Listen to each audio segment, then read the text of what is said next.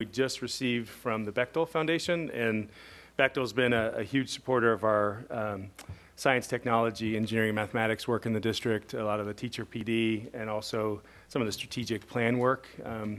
Just received this, and it's, anyway, just thought it would be nice to read for folks.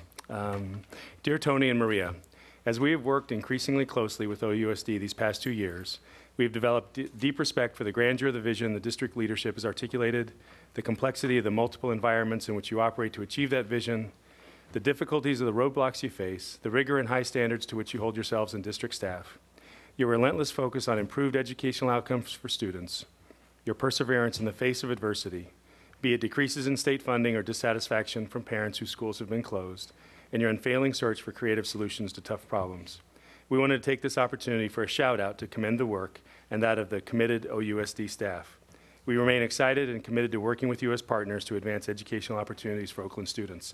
And it's signed from Lori Docks and the entire staff from the Bechtel Junior Foundation. So now more than $3 million in the last 2 years to support the work, and a primary piece of the work to support the West Oakland STEM corridor. So pretty excited about that, and that they would take the time to do that. So I wanted the board to hear that.